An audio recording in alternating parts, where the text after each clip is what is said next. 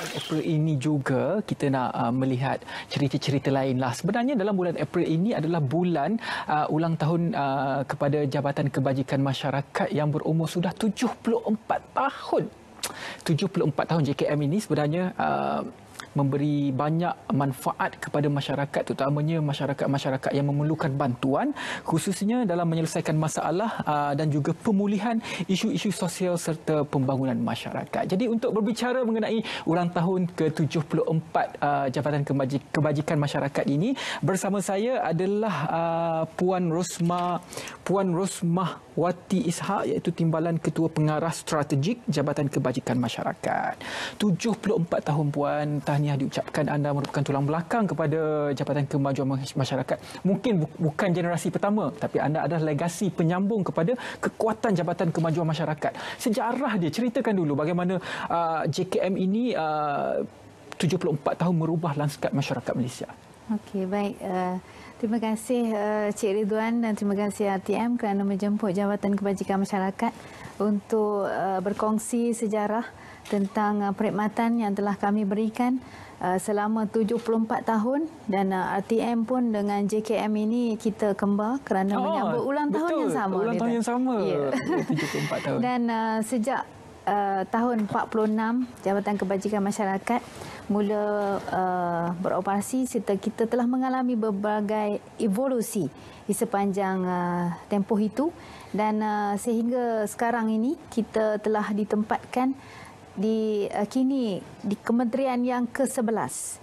Ya, sejak tahun 2004 di bawah Kementerian Pembangunan Wanita, Keluarga dan Masyarakat. Jadi bermula daripada perkhidmatan kita menyantuni mangsa Perang Dunia Kedua, dan kita berubah kepada perkhidmatan kepada kumpulan sasar yang lain, dan kini telah ada 10 kumpulan sasar yang menanti kita, yang mana kita memberi ataupun memberikan perkhidmatan kepada mereka ini di seluruh Malaysia, dan perkhidmatan kita berteraskan kepada pencegahan, beralih kepada pemulihan dan seterusnya pembangunan serta pengintegrasian. Inilah teras perkhidmatan kebajikan masyarakat. Warga sasar itu warga sasar yang bagaimana? Puan kata-kata ada 10 warga sasar dan perkhidmatan yang bagaimana untuk mereka ini? Okey. Antara kumpulan sasar yang di bawah Jabatan Kebajikan Masyarakat iaitu kanak-kanak, warga emas, orang kurang upaya, mangsa bencana, dan seterusnya mangsa keganasan rumah tangga. Jadi kumpulan sasar yang kita santuni ini, kita sediakan pelbagai perkhidmatan untuk mereka. Antara perkhidmatan yang kita berikan, contohnya perkhidmatan kepada warga emas. Di samping kita menyediakan institusi untuk menempatkan warga emas yang berkeperluan, yang memerlukan perkhidmatan di institusi, dan kita juga menyediakan bantuan yang sewajarnya kepada golongan-golongan ini, termasuk golongan UKU serta kanak-kanak serta golongan-golongan yang lain. Di samping itu juga kita memberikan perkhidmatan kepada kalau sekiranya kanak-kanak di bawah Akta Kanak-kanak 2001, kita menyediakan perkhidmatan perlindungan kepada kanak-kanak yang menjadi mangsa penderaan dan sebagainya. Cik Ridwan. Cuma mungkin kalau kita sedar apa yang berlaku di Malaysia sekarang, mungkin banyak lagi isu. Dia tidak major, bukan satu isu yang besar, tetapi masih lagi kedengaran bahawa ada lagi komplain ataupun komen-komen mengatakan susahnya nak dapat bantuan JKM melalui pelbagai proses. Ada yang keliru antara JKM, antara pusat zakat, antara Baitumal untuk mendapatkan bantuan. Mungkin sedikit secara ringkas SOP dan di mana mereka perlu rujuk jika mereka inginkan bantuan daripada JKM. Okey, baik Cik Ridwan. Berkaitan dengan persoalan bagaimana untuk mendapatkan bantuan daripada Jabatan Kebajikan Masyarakat. Dalam konteks bantuan, kita menyalurkan pelbagai skim. Di bawah skim bulanan, kita menyediakan 8 skim untuk penerima bantuan.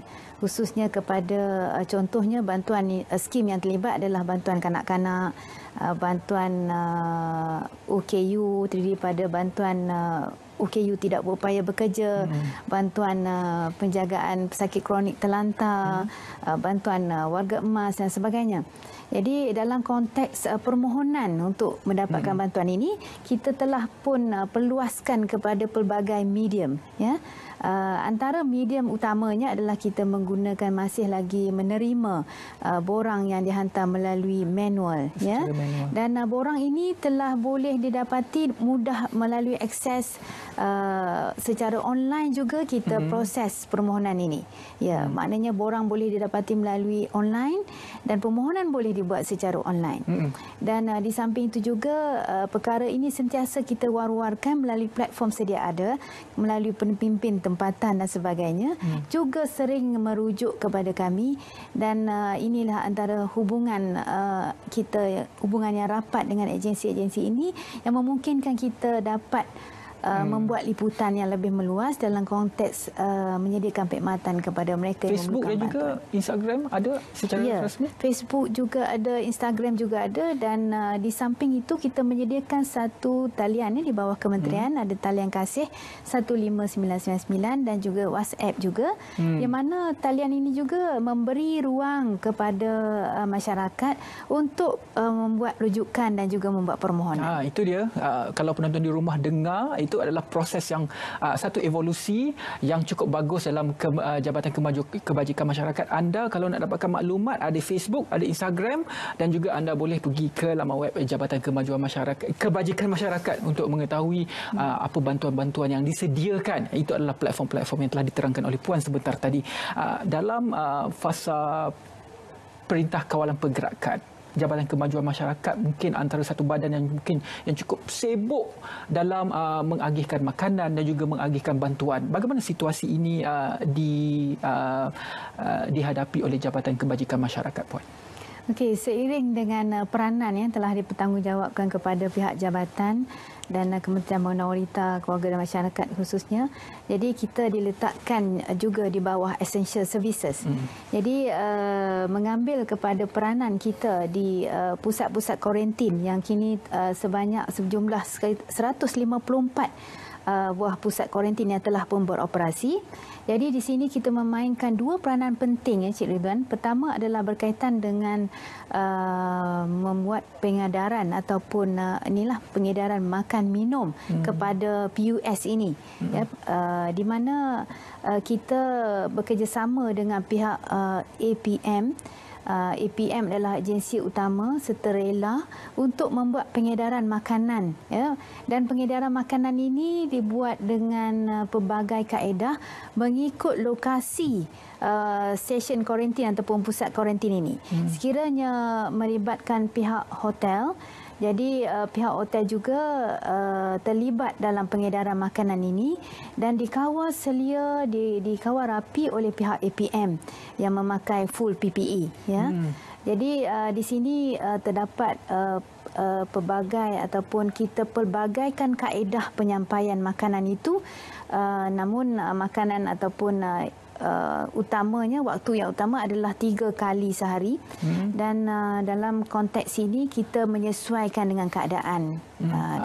Adakah tertumpu kepada pembahagian makanan sahaja ataupun bantuan lain juga diberikan? Di samping bantuan untuk mengagihkan makanan kepada PUS ini, kita juga terlibat secara langsung untuk memastikan kebajikan dan juga keperluan asas PUS itu sentiasa terpenuhi.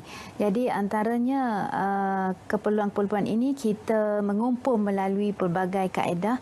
Antaranya yang utama adalah kita menyediakan borang ataupun bukan borang, maksudnya kita bertanyakan apa bentuk keperluan yang setiap hari yang diperlukan. Ya, contohnya kita mengambil contoh satu di pusat kuarantin di Institut Sosial Malaysia.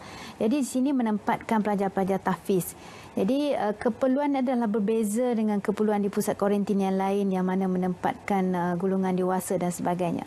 Contohnya mereka memerlukan Al-Quran, mereka memerlukan makanan tambahan seperti kurma dan sebagainya. Jadi sedaya upaya pihak jabatan membuat juga koordinasi dengan pihak-pihak NGO yang memang sentiasa bertali arus untuk membantu menghulurkan sumbangan. Jadi di situ kita menyelaraskan agar bantuan dan juga segala keperluan itu kita dapat penuhi. Dan ada juga Cik Ridwan di antara, sebab saya sempat semalam untuk membuat lawatan pemantauan ke beberapa pusat kuarantin di sekitar Persekutuan Kuala Lumpur. Jadi saya dapati pegawai-pegawai kita di lapangan ini yang bertugas di pusat kuarantin terutamanya, mereka ini pun bersedia untuk membuat sumbangan peribadi sebenarnya sedaya upaya untuk memenuhi keperluan asas PUS itu sendiri. Itu kalau ceritanya di pusat kuarantin, tetapi dalam kalangan masyarakat juga sekarang ini banyak NGO-NGO yang akan memberi bantuan pun begitu. Kalau kita lihat, masih ada lagi berita-berita yang mengatakan bahawa bantuan yang diberikan itu kadang-kadang masih lagi tidak mencukupi, terutamanya kepada golongan yang terkesan, yang betul-betul terkesan dengan PKP ini. Contohnya yang tidak mempunyai pendapatan harian dan sebagainya. Bagaimana pula JKM dapat orang kata reach, dapat sampai kepada mereka golongan sasar yang betul-betul spesifik sebegini? Okey. Berhubung kait dengan permasalahan ataupun isu untuk agar kita dapat sampai kepada golongan yang terkesan ini, antara pendekatan yang pihak jabatan buat melalui pihak kementerian juga, di samping kita mengumpul permohonan melalui talian yang kita sediakan, iaitu bilik gerakan yang beroperasi 24 jam, bilik gerakan negeri, JKM negeri yang beroperasi 24 jam. Di samping itu juga kita meluaskan lagi kaedah untuk mendapatkan rujukan dan juga genuine cases yang betul-betul memerlukan ataupun terkesan dengan ini dan memerlukan bantuan daripada kita, daripada pihak kerajaan. Jadi kita juga menggembling sama pemimpin-pemimpin tempatan juga. Dan di samping itu talian kasih juga sangat memainkan peranan.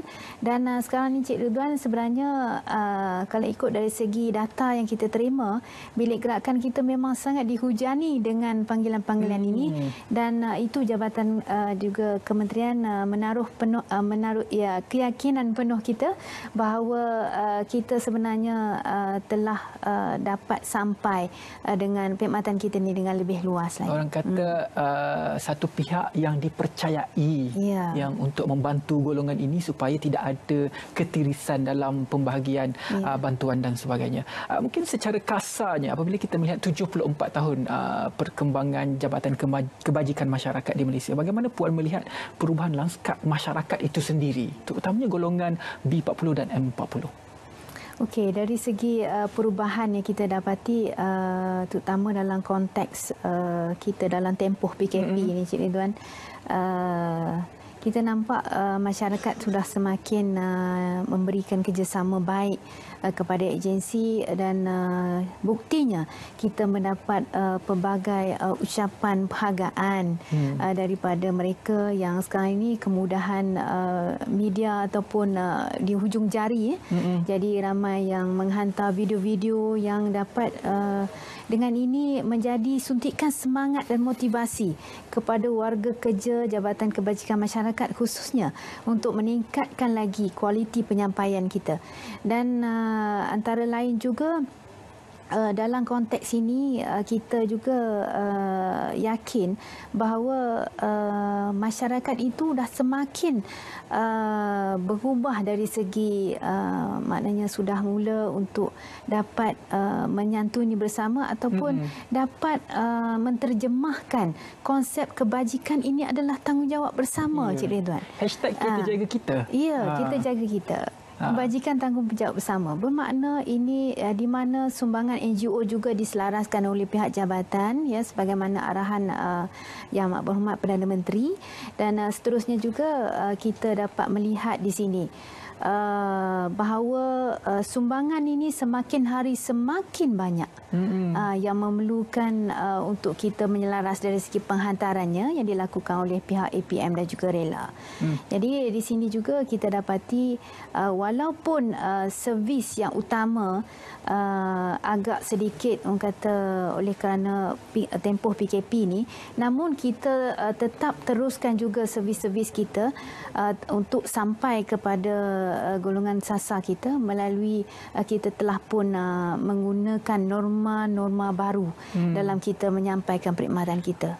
Mungkin kalau ada pihak luar, contohnya NGO ingin memberi bantuan tetapi tidak tahu bagaimana nak memberi bantuan. Contohnya saya ada RM10,000 tetapi saya tak tahu macam mana saya nak edarkan. Adakah saya boleh berhubung dengan JKM dan JKM akan menguruskan bantuan itu ataupun bagaimana? Ya, Cik Ridwan, yang inilah yang kita uruskan. Jadi kita menyediakan talian 24 jam itu tadi. Jadi pihak NGO memang boleh menghubungi kita bila-bila masa, 24/7, dan di sini kita akan menyelaraskan penghantarannya ke manakah tempat yang nak disampaikan itu. Jadi lebih sistematik dan lebih orang kata mencakupi keperluan kepada orang yang betul-betul memerlukan bantuan tersebut. Ya, di samping itu juga kita juga mengekalkan kepada keselamatan itu tadi. Maknanya tidak melibatkan ramai pihak yang ini dapat mengurangkan bilangan mereka yang terlibat. Jadi itu yang penting. JKM boleh bantu anda kalau anda ingin memberikan bantuan. Hubungi saja di talian kasih yang mana telah disebutkan oleh Puan sebentar tadi. Mungkin sedikit di akhirnya sedikit ucapan kepada penghargaan daripada JKM, mungkin kepada seluruh rakyat Malaysia, kepada pemimpin-pemimpin kita, kerana JKM sudah pun 74 tahun. Tahniah diucapkan selamat hari ulang tahun. Ucapan anda, ucapan terima Puan. Terima kasih Cik Ridwan. Okey, pertama-tamanya kita ingin merakamkan ucapan penghargaan yang tidak terhingga kepada Yang Amat Berhormat Perdana Menteri, dan seterusnya kepada Yang Berhormat Menteri Pembangunan Wanita, Keluarga dan Masyarakat, seterusnya pengurusan tertinggi kementerian dan juga jabatan. Tidak dilupakan sentiasa di hati adalah warga Jabatan Kebajikan Masyarakat serta warga kementerian yang saling bertungkus lumus untuk memberikan perkhidmatan yang terbaik di sepanjang tempoh PKP ini, yang mana kita telah diberikan amanah dan tanggungjawab untuk dari segi pengurusan makan minum, dari segi keperluan asas dan sebagainya. Jadi di sini saya mengambil kesempatan juga untuk merakamkan setinggi-tinggi penghargaan kepada warga jabatan yang terus kekal bersemangat, bermotivasi tinggi untuk terus berkhidmat, dan ada juga kita mendapati bahawa sebilangan daripada mereka ini tidak pun ataupun sanggup berkorban untuk tidak bercuti dalam tempoh ini, dan sering memberikan tawaran bahawa mereka bersedia untuk bertugas dan bersedia untuk dimobilisasikan pada bila-bila masa. Saya yakin ramai penonton Selamat Pagi Malaysia sedang menonton kita, dan ramai penonton Selamat Pagi Malaysia sebenarnya terhudang budi dengan JKM kerana JKM lah hidup mereka mungkin lebih senang dan juga mungkin lebih teratur kehidupannya. Terima kasih banyak-banyak. Tadi kita telah war-warkan bagaimana untuk anda mungkin meminta bantuan ataupun ingin memberi bantuan, anda boleh hubungi sahaja talian kasih Jabatan Kebajikan Masyarakat yang dipaparkan di kaca TV anda sekarang, 15999, ataupun secara spesifiknya anda boleh pergi kepada setiap ibu pejabat mengikut negeri itu, boleh anda hubungi, ataupun anda boleh sahaja, teknologi sekarang ada aplikasi WhatsApp 0192615999, dan juga tadi juga telah diwawarkan ada Facebook dan juga Instagram Jabatan Kebajikan Masyarakat. Banyak saluran untuk kita dapat informasi-informasi ini, dan pastikan anda dapatkan informasi yang sahih daripada Jabatan Kebajikan Masyarakat. Apapun, tahniah diucapkan ulang tahun ke-74 tahun. Terima kasih banyak-banyak berkongsi dengan kita bagaimana JKM sebenarnya merubah lanskap masyarakat Malaysia, terutamanya dari fasa Perintah Kawalan Pergerakan, kerana banyak usaha-usaha telah dijalankan untuk menyelaras bantuan-bantuan yang diberikan.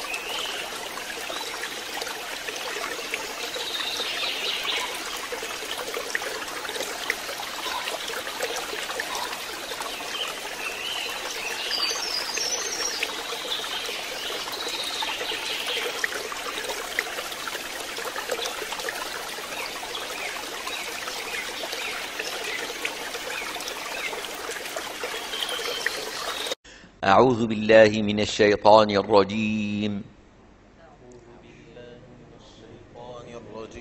كله. بسم الله الرحمن الرحيم. بسم الله الرحمن الرحيم. الحمد لله رب العالمين. الحمد لله رب العالمين. الرحمن الرحيم. الرحمن الرحيم. مالك يوم الدين.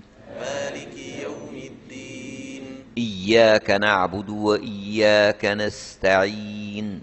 إياك نعبد وإياك نستعين. اهدنا الصراط المستقيم. اهدنا الصراط المستقيم. صراط الذين أنعمت عليهم صراط الذين أنعمت عليهم غير المغضوب عليهم غير المغضوب عليهم ولا الضالين.